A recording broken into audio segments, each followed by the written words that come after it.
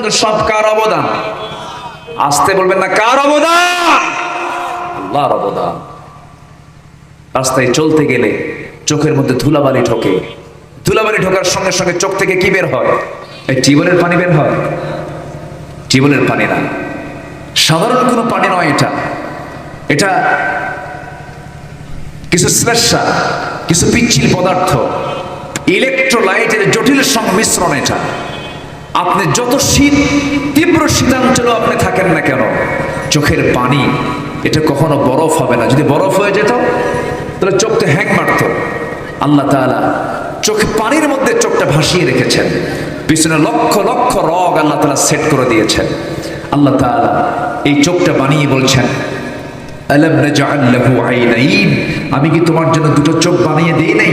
এই চোখ শুধু বানান নাই তিনি, এই চোখটাকে তিনি সচল রাখার জন্য স্থায়ী মলমের বন্দোবস্ত তিনি করেছেন। সকালবেলা ঘুম থেকে উঠে চোখের দুই কোণায় কি কালার দেখা যায়? কি কালার? সাদা পিছলি দেখা যায় না? এটা কি সাদা পিছলি না, এটা মলম। এই মলম কে দিয়েছেন? আসতে বলবেন না, কে দিয়েছেন? শুধু চোখটা দেন নাই, চোখের মধ্যে ওষুধটা পর্যন্ত দিয়ে দিয়েছেন। আল্লাহু আকবার বলেন। আল্লাহ কি দেন নাই? সব তিনি দিয়েছেন। আল্লাহ বলছেন, বান্দা এই চোখটা দিয়ে খারাপ কিছু দেখো না, এই চোখটা দিয়ে ভালো কিছু দেখো। আল্লাহ তাআলা যে হুকুমটা করেছেন এর মধ্যে একটা বিশেষ হুকুম, আমি যেহেতু হজের মাসে আলোচনায় বসেছি, গুরুত্বপূর্ণ একটা হুকুম হলো এই হজের মাসে 1 নম্বর হুকুম হচ্ছে যাদের সামর্থ্য আছে তারা কি করবে? হজ করবে। যারা হজে গেছে আমরা তাদের জন্য দোয়া করি, আল্লাহ তাদের হজকে কবুল করুন। যারা যেতে পারি না আমরা যেন হজে যেতে পারি, আল্লাহ তাআলা সেই তৌফিক দান করুন। জোরে বলি আল্লাহুম্মা আমিন।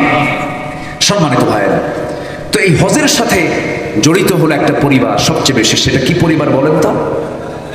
বলেন, সবাই বলেন, কি পরিবার? এই পরিবারের নাম কি?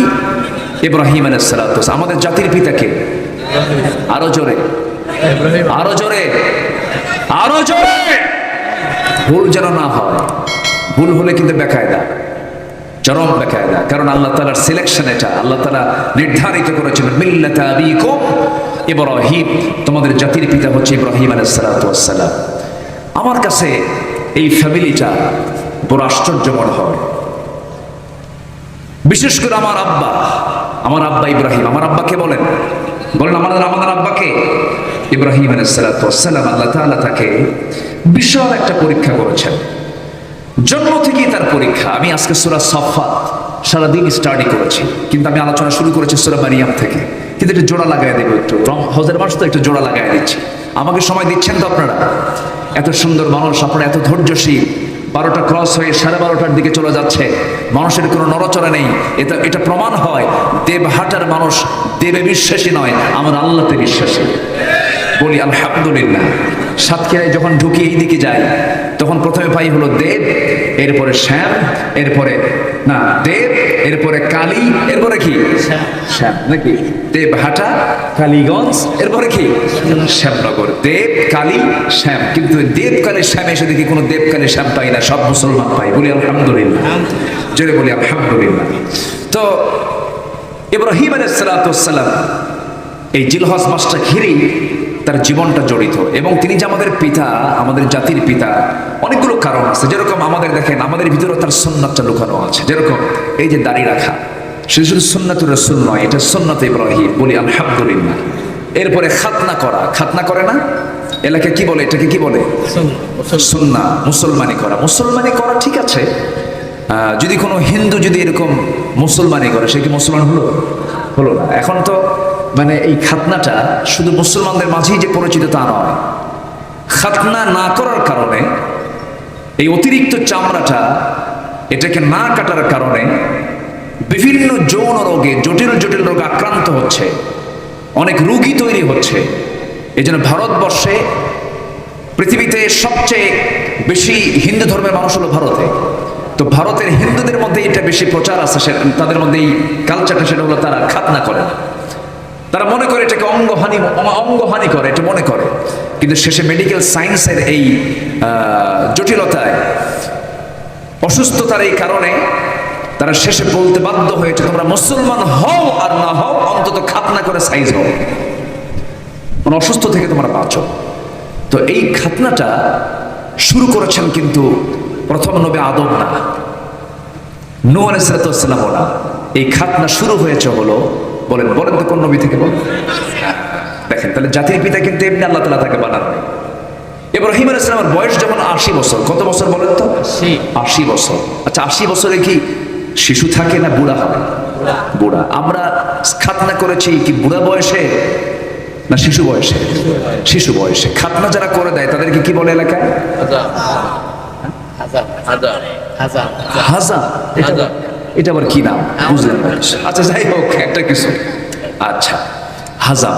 তো এই হাজামটা যখন ছোটবেলায় আমরা যখন 5 বছর 6 বছর পাড়ি দিয়েছি, যখন শুনছি যে আমার আব্বা আজকে হাজাম নিয়ে আসতেছে, তখন কি আমরা আনন্দ পেয়েছি না একটু ভয় টয় পাইছি? ভয় পাইছি যে এই দরজাতে ঢুকবে, ওই দরজাতে বের হয়ে যাবে। এমন রেকর্ড আছে যে হয়তো দৌড়ে পালাইতে নিছে, একদম চট করে ধরে নিয়ে এসে 2 হাত পা বাইন্ধা সাইজ করছে। এখন ইব্রাহিম আলাইহিস সালামের 80 বছর পার হয়ে গেছে, খাতনা করা হয়নি। কত বছর পার হয়েছে বলেন তো? 80 বছর। আল্লাহ বলেন, আমার ইব্রাহিম, আমার খলিল, তোমার তো একটা কাজ বাদ আছে। আমি তোমাকে ক্বালা ইন্নী জাইলুকা লিন-নাসি ইমামা, আমি তোমাকে মানুষের নেতা বানিয়েছি, জাতির পিতা বানিয়েছি। তোমার এই খাতনার কাজটা সম্পূর্ণ করতে হবে। 80 বছরের তিনি যখন বৃদ্ধ মানুষ, চুলগুলো সাদা হয়ে গেছে, চামড়াগুলো কুঁচকে গেছে, এই সময় বলা হলো খাতনা করতে হবে। তিনি কি করলেন? আল্লাহ, আমি খাতনা করব, ভালো কথা, কিভাবে করব? ওই সময় তো আর অন্য কোনো ব্যক্তির মধ্য দিয়ে তার লুঙ্গি খুলে তো সতর দেখানো সম্ভব না। দেখি সম্ভব বলেন?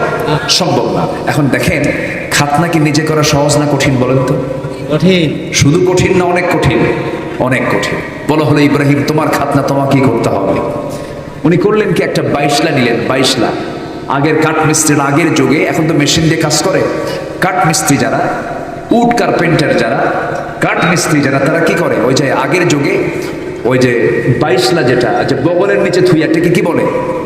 22 বলে না কি বলে? হ্যাঁ, 22 না? হ্যাঁ, 22 বলে। এখনকার আধুনিক ছেলেপেলেরা এগুলো জানবে না, এগুলো তো এখন ব্যবহার কমে গেছে। তো এই জাতীয় একটা, জাস্ট এটাকে বলবো আমরা, বাঁশ কাটে কি দিয়া? কুড়াল জাতীয়। বাস, আমি খুব সহজে বোঝানোর চেষ্টা করি। কুড়াল জাতীয় একটা অস্ত্র, কাঠের অস্ত্র, কাঠ কাটা। এমন একটা কুঠার নিয়ে, কুড়াল নিয়ে বলা হলো, ইব্রাহিম, এটা দিয়ে তুমি সাইজ করো, যাও বনে যাও। উনি একটু আড়ালে চলে গেলে খাতনার কাজ তিনি সম্পূর্ণ করলেন। আজ অবধি শুধু নয়, কিয়ামত পর্যন্ত তার এই সুন্নাহ প্রতিটি মুসলমান পালন করবে। বলেন আলহামদুলিল্লাহ। তিনি জাতির পিতা হচ্ছেন আমাদের, কে বলেন? ইব্রাহিম আলাইহিস সালাম। 80 বছর বয়স হল, ওই সময় পর্যন্ত তার কোনো সন্তানাদি নাই। বউ আছে কিন্তু বাচ্চা নাই। প্রথম বউটার নাম হলো সারা আলাইহিস সালাম। কি নাম বলেন তো? সারা আলাইহিস সালাম। বউ আছে কিন্তু বাচ্চা নাই। তো আল্লাহ তাআলা তাকে বিশাল পরীক্ষার মধ্যে ফেলে দিয়েছিলেন। আল্লাহ তাআলা এমন পরীক্ষার মধ্যে ফেলে দিলেন, তিনি তো ছিলেন একটু মানে স্ট্রেট ফরওয়ার্ড মানুষ। তার বাপ ছিল মুশরিক, তিনি ছিলেন ইমানদার। বাপ মূর্তি বানাতো আর উনি মূর্তির বিরুদ্ধে ওয়াজ করতেন। শেষ পর্যন্ত মূর্তির বিরুদ্ধে অবস্থান নিয়ে মূর্তির মাথা ভেঙে মূর্তি ভাঙ্গার মামলা খায়া শেষ পর্যন্ত তাকে নিক্ষেপ করলো কোথায়? আগুনে। তিনি কি বাতিল শক্তির কাছে মাথা নত করেছেন? আস্তে বলে মাথা নত করেছেন? মাথা নত করেন নাই। শেষ পর্যন্ত আগুনে নিক্ষেপ করা হলো, কিন্তু তার ইমানের কাছে আগুনটা হেরে গেছে, দাহ্য শক্তি নষ্ট হয়ে গেছে। আল্লাহ তাআলা তাকে সেই জায়গা থেকে নাজাত দিলেন, সেখান থেকে তিনি মুক্ত হলেন। মুক্ত হয়ে তিনি তার পরিবার সহ সারা আলাইহিস সালামকে নিয়ে তিনি হিজরত করলেন, অন্যদিকে রওনা দিলেন। সেই জায়গা থেকে তিনি স্থানান্তর হলেন। মাঝ পথে তার স্ত্রীকে জালিম শাসক ধরে নিয়ে চলে গেল জেনা করার জন্য, কিন্তু পারল না।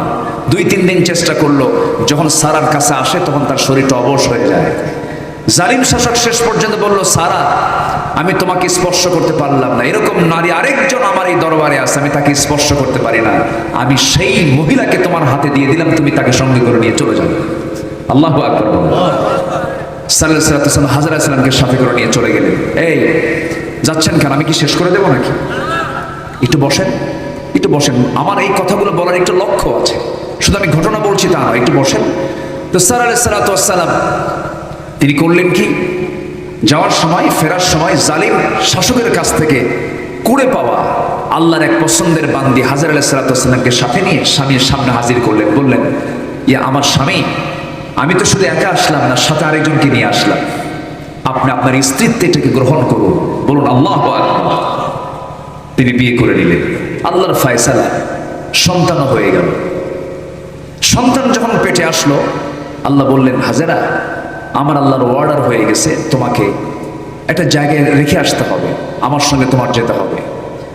নিয়ে চলে গেলেন কাবার পাশাপাশি। সে সময় কোনো লোক সেখানে বসবাস করতো না। এখন যারা কাবায় যাচ্ছেন, হজে যাচ্ছেন, এটা অকল্পনীয় ছিল। ওই কাবার চত্বরে কাম সারছে। আচ্ছা, আমার থেকে থাকেন। আউযু বিল্লাহি মিনাশ শাইতানির রাজীম, আউযু বিল্লাহি মিনাশ শাইতানির রাজীম। আমার ভাইয়েরা, তো কাবার চত্বরের পাশেই ওখানে দুজনকে, মানে দুজন তো না, সে সময় পেটের সন্তান ইসমাইল হাজরা আলাইহিস সালাতু ওয়াস সালামকে আস্তে করে ওই জায়গায় রেখে আসলেন। বললেন, হাজরা, তোমাকে এই জায়গায় একাকী রেখে যেতে হবে। কিচ্ছু বললেন না, শুধু বললেন, আমার স্বামী, আপনি যে আমাকে এখানে একাকী নির্জন পরিবেশে, আমি একজন নারী, আমাকে একা রেখে যাচ্ছেন, এখানে কি আল্লাহর কোনো ইঙ্গিত আছে? হ্যাঁ, আমার আল্লাহর ইঙ্গিত আছে। ঠিক আছে, আপনি চলে যান। এই ক্ষেত্রে আমার কোনো ক্লেম নেই, কোনো অভিমান নেই, কোনো রাগ নেই, কোনো গোসা নেই। আল্লাহ আমাকে বাঁচাবেন, যেরকম সুবহানাল্লাহ। চলে গেলেন। সন্তান ডেলিভারি হলো। সবার ইতিহাস কম বেশি জানা আছে। সব ইতিহাসের সাথে হজের সমস্ত কাজের মিল আছে না নাই? সন্তান ডেলিভারি হয়ে গেল। সন্তান ডেলিভারি হওয়ার সঙ্গে সঙ্গেই মার ক্ষুধার পরিমাণটা বেড়ে যায়। সন্তানের মুখে খাবার দেওয়ার জন্য বুকের দুধের প্রয়োজন হয়ে যায়। খাবারও নাই, পানিও নাই। খাবার তো দূরেই থাকলো, পানিটা পর্যন্ত নাই। পানির জন্য ছটফট করতে করতে শেষ পর্যন্ত দৌড়াদৌড়ি করতেছেন, আল্লাহকে বারবার ডাকতেছেন। আমার আল্লাহ এত খুশি হয়ে গেলেন যে আল্লাহ বলছেন, ও দুনিয়ার হাজিরা, আমার হাজেরা যেমন করে হাঁটাহাঁটি করেছে, দৌড়াদৌড়ি করেছে, তোমরাও হজে এসে দৌড়াদৌড়ি করো, জোরে করো সুবহানাল্লাহ। আমার বন্ধুগণ, ওই কাবার চত্বরে একজন নারীর শুধু কবর আছে। কয়জন নারী? একজন নারীর কবর আছে কাবার চত্বরে, আর কোনো মানুষের কবর সেখানে নাই। সেটা হচ্ছে হাজেরা আলাইহিস সালাতু ওয়াস সালাম। আল্লাহ তাআলা তাকে এত সম্মান দান করেছেন, এত মর্যাদা দিয়েছেন। হাজেরা সাফা মারওয়ার মাঝে সাই করে। এখানে স্মৃতি হলো রমলের স্মৃতি, হলো হাজেরা আলাইহিস সালাতু ওয়াস সালামের স্মৃতি।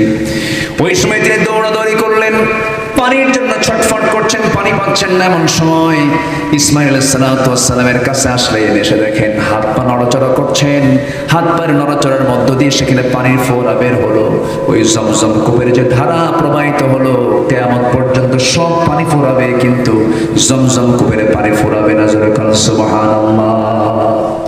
সূরা সাফফাতের 100 নম্বর আয়াত। কয়শো নম্বর আয়াত?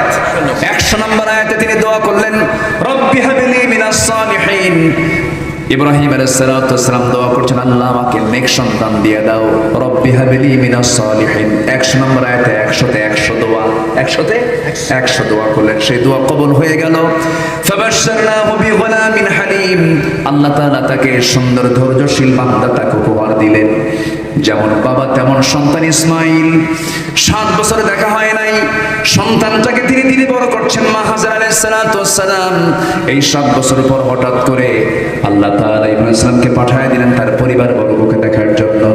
পরিবার বর্গকে দেখতে গিয়া স্ত্রীকে সালাম সম্বোধন করলেন, কথাবার্তা বিনিময় হলো। সঙ্গে সঙ্গে হাজেরাকে লক্ষ্য করে বলছেন, আমার স্ত্রী হাজেরা, তোমার সন্তানকে আমি নিয়ে যাচ্ছি, আমি তোমার সন্তানকে নিয়ে যাচ্ছি। আচ্ছা, নিয়ে যান। কি জন্য নিয়ে যাচ্ছেন একটু বলে যান।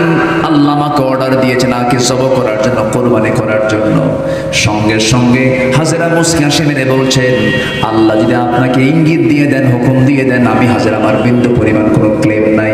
দেখেন 7 বছরে দেখে নাই, অভিমান তো থাকার কথা ছিল, রাগ করার কথা ছিল, খোঁজ খবর নাও না, কোনো কিছু নাও না, এরকম কোনো অভিযোগ দিয়েছে নাকি? আজকের মহিলাদের মধ্যে এমন অভিযোগ আছে না নাই? আসতে বলে আছে না নাই? আছে। ইব্রাহিম আলাইহিস সালাতু ওয়াস সালাম সন্তান কিনে রওনা করলেন। যেমন মা তেমন সন্তান। সন্তানকে মা এমন ভাবে বড় করেছেন, বারবার বলেছেন, ও কলিজার টুকরা সন্তান ইসমাইল, তুই কিন্তু এমন পিতার সন্তান, তোর পিতা একজন নবী, তোর পিতা খুব দামি মানুষ। আমার খোঁজ খবর নিতে পারছে না, কিন্তু মন খারাপ করা যাবে না, সে হচ্ছে আল্লাহর পয়গম্বর, আল্লাহর নবী, আমার স্বামী। বাপকে কখনো অসম্মান করবেন আমার কলিজার টুকরা সন্তান। সন্তান কেমন করে নসিহত করে বড় করেছেন মা। সে সেই সন্তানকে নিয়ে চলে, বাপ চলতেছে এমন একটা পথে, সেই পথে হাজিরা যায়, সেই পথে গিয়ে মিনার প্রান্তরে গিয়ে কবর, সেখানে গিয়ে কোরবানি করে হাজি সাহেবরা। সেই জায়গায় মিনার বাজারে প্রথম ইব্রাহিম ইসলাম তিনি পশু নিয়ে গেছেন না, সন্তানকে নিয়ে গেছেন। সন্তানকে নিয়ে চলে গেলেন, সন্তান নিয়ে গিয়ে মিনার বাজারে সন্তানকে নিয়ে আল্লাহর অর্ডার হয়ে গেল। সন্তানকে ডাক দিয়ে বলছে, সন্তান কলিজার টুকরা, ইন্নী আরা ফিল মানামি আন্নী আযবাহুক, আমি স্বপ্নের মধ্যে দেখতে পেলাম কলিজার টুকরা আমি তোমাকে জবাহ করছি। যেমন পিতা তেমন তার সন্তান। এবার বলছি, ফাআল মা তু'মার সাতাজিদুনি ইনশাআল্লাহু মিনাস সাবিরিন, ফাবাশশারনাহু বিগুলামিন হালিম। কি ধৈর্যশীল সন্তান দেখেন, বাপকে বলছে, আব্বা আপনি আল্লাহর নির্দেশ পেয়েছেন, আপনি আমাকে কেন বলতে যান? যেমনি নির্দেশ পেয়েছেন তেমনি আপনি আদেশটা পালন করুন। আমাকে ফেলে দেন, আমাকে শোয়ে দেন, হাত বেঁধে ফেলেন, পা বেঁধে ফেলেন। এরপরে যে সময় জবটা করার জন্য ছুরিটাও হাতে নিয়েছেন, এমন সময় সন্তান বলছে, বাবা জব তো করবা, আমার চোখ তোমার চোখে চোখ পড়ে যাবে, মহাব্বত তৈরি হবে, মায়া দয়া কাজ করবে, দয়া করে বাবা আমার চক্ষুটা কাপড় দিয়ে বেঁধে ফেলো, এরপরে জব করো। জব করতে যেন কোনো কষ্ট না হয়, আল্লাহর নির্দেশ মান্য করতে যেন কোনো কষ্ট না হয়। সঙ্গে সঙ্গে বাপ যখন আল্লাহর নির্দেশ পালন করার জন্য যখন ছুরি চালাতে লাগেন, আল্লাহ তাআলা বলছেন, ও আমার ইব্রাহিম, আমি তোর নিয়তকে কবুল করে নিয়েছি। লা ইয়ানালুল্লাহু লুহুমুহা ওয়ালা দিমাউহা ওয়ালাকিন ইয়ানালুহুত তাকওয়া মিনকুম। আল্লাহর দরবারে গোশত যায় না, আল্লাহর দরবারে কোনো রক্ত পৌঁছে না, আল্লাহর দরবারে পৌঁছে যায় হলো তার তাকওয়া। জান্নাত থেকে পশু পাঠানো হলো, জান্নাত থেকে সেই পশু পাঠানোর সঙ্গে সঙ্গে সেই পশুটা জবাই করা হলো। ওই যে ইব্রাহিম স্যাক্রিফাইস করলেন, ওই যে ইব্রাহিম কুরবানির শিক্ষা দিলেন। আমার বন্ধুগণ, শুধু পশু কুরবানি দিয়া শুধু কুরবানির হক আদায় হবে না, দিন কায়েমের জন্য প্রয়োজনে নিজের জীবনকে উৎসর্গ করতে হবে আল্লাহর পথে। এটাই হলো কোরবানির মূল শিক্ষা। শুধু পশুর রক্ত নয়, দিন কায়েমের জন্য যদি নিজের বুকের তাজা প্রাণ ঢেলে দিতে হয়। সবাইকে রাজি আছেন? সবাইকে রাজি আছেন? রাজি আছেন কারা কারা? হাত উঁচু করে দেখা।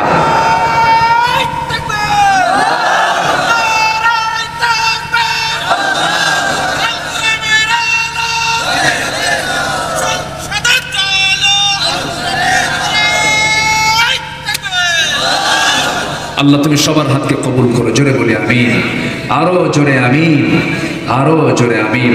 এখন সামনে আর কয়েকদিন পরে তো গরু জবাই হবে। অনেকে বলে, ভাই তুমি কি গরু না ছাগল? ভাই আমি ছাগল, তুই গরু। ছোট গরু না বড় গরু? কে বড় গরু, ঠিক আছে না?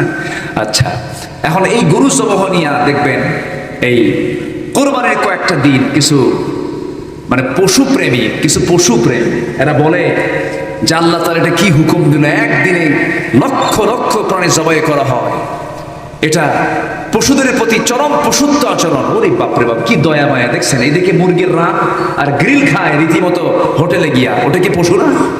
ওটার কি প্রাণ আছে না নাই? প্রাণ আছে না নাই? আচ্ছা, ওরা বলে জবাই করে প্রাণী কষ্ট পায়, জবাহ করে প্রাণী কষ্ট পায়, এই কষ্ট দেওয়ার মধ্যে এটা কি ইবাদত? এই জাতীয় মন্তব্য করে। জাস্ট আমি আপনাকে এটার যুক্তি খণ্ডন নয়, এটা ইসলামিক পদ্ধতিতে যে আল্লাহ তাআলা বলছেন তোমরা জবাহ যখন করতে যাবে তখন সেই অস্ত্রটা হবে যে ভোঁতা না ধারালো? বলেন, ভোঁতা না ধারালো? রাসূল বলেছেন ধারালো অস্ত্র দিয়ে যদি তুমি জবাহ না করো, এটা তোমার চরম অন্যায় হবে, চরম অন্যায়, এটা চরম জুলুম হয় ওই প্রাণীর উপরে। এটাকে রিসার্চ করে আধুনিক গবেষণায় এটা গবেষণা করা হয়েছে। গরু জবাইয়ের সময় EEG পরীক্ষা করে গরুর মস্তিষ্ক এবং ECG করে গরুর হার্ট দেখা হয়। একটা গবেষণায় পরীক্ষায় দেখা যায় জবাইয়ের প্রথম 3 সেকেন্ডে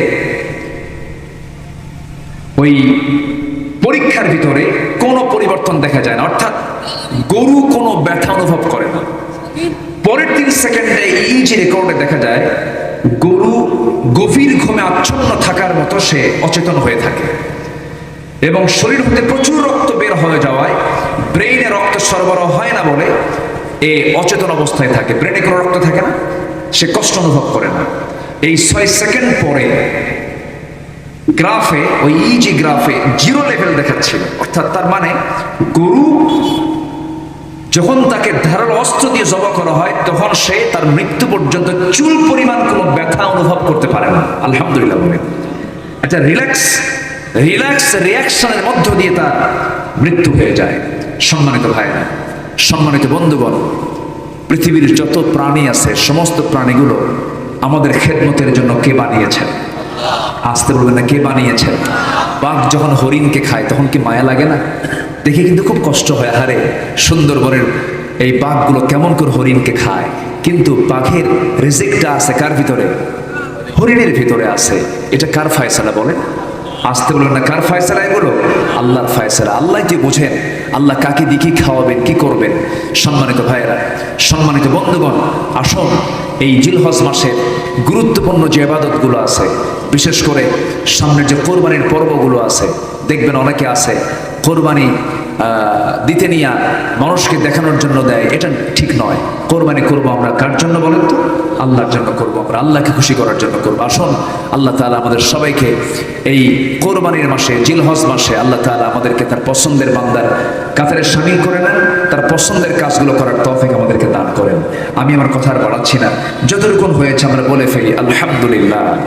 জোরে বলি আলহামদুলিল্লাহ। দুইটাতে একটা বলেছেন, একটা বলেন। ও আচ্ছা, আয়াতের একটা প্রসঙ্গ বাদ পড়ে গেছে। দুইটা কাজ না করলে আল্লাহ তাআলা জাহান্নামের গর্তের মধ্যে ফেলবেন। আপনি মনে রাখছেন? আল্লাহ, আমি তো ফাঁকি দেওয়ার সুযোগ, আমি ফাঁকি দিতে চাইনি, আমার মনেই ছিল না, কিন্তু উনি পয়েন্টটা রাখছেন। আমি কি বলবো তাহলে? বলবো বলবো বলবো আরো 1 ঘন্টা যদি লাগে। হ্যাঁ, মানে এমন একটা সাবজেক্ট এটা, এটার ভিতরে আবার অনেক কথা আছে। আল্লাহ তাআলা বলছেন ওয়াত্তাবাউশ শাহাওয়াত, যারা নফসের দাসত্ব করবে, নামাজকে যারা ছেড়ে দেবে আর নফসের দাসত্ব করবে। নফসের রোগ আছে না নাই বলেন তো? নফসের মোটামুটি 14টা রোগ আছে। কটা রোগ আছে? এই 14 রোগের ব্যাখ্যা দিতে গেলে মিনিমাম 1.5 থেকে 2 ঘন্টা দরকার। হ্যাঁ, অনেক কথা। আমি এই জন্য এড়িয়ে যাচ্ছিলাম যে অনেক রাত হয়ে গেছে, আমি আর কষ্ট দেব না। অর্থাৎ নফস ভালো চায় না খারাপ চায় বলেন তো? খারাপ কিছু চায়। নফস চায় গাড়ি চাই, বাড়ি চাই, অর্থ চাই, এলোমেলো হয়ে এটা সুন্দরী নারী হেঁটে যাচ্ছে তার দিকে চেয়ে থাকি, একটু মানুষকে ঠকাই, ওজন কম দেই, জমির আইল ঠেলতে নিই, একটু বেশি করে আইল ঠেলি, আমিনকে আগের দিন বলে ফেলে আমিন, আগামীকালকে মাপ আছে, আমার জমি যেন একটু বেশি থাকে। এই যে একটা আমার বেশি পাওয়ার ধান্দা, এটা নফসের সমস্যা। তা আল্লাহ তাআলা বলছেন যারা নফসকে যারা পাত্তা না দিয়ে নফসের দাসত্ব না করে আমার দাসত্ব করবে, যারা নামাজটা ঠিক রাখবে, এই দুইটা কাজের জন্য, এই দুইটা কাজের জন্য আমি আল্লাহ তাকে জান্নাত দেব। আর দুইটা কাজের যদি সে অনুসারী হয়ে যায়, নফসের দাসত্ব করে, নামাজ ছেড়ে দেয়, আল্লাহ বলছেন আমি তাকে জাহান্নামের গর্ত, গাই নামক গর্তের মধ্যে আমি তাকে ঢুকায়া ছাড়বো। আল্লাহ তুমি আমাদের এই দুটো অপকর্ম থেকে আমাদেরকে হেফাজত করো। জোরে বলি আল্লাহুম্মা আমিন। এই আশাবাদ কামনা করছি। আসুন আমরা আর কথা না বাড়াই। সবাই বুঝতে পারলেন যে আমার আলোচনা আরো বহু ছিল, পারলাম না, অনেক রাত হয়েছে। যতটুকু হয়েছে আমরা বলে ফেলি।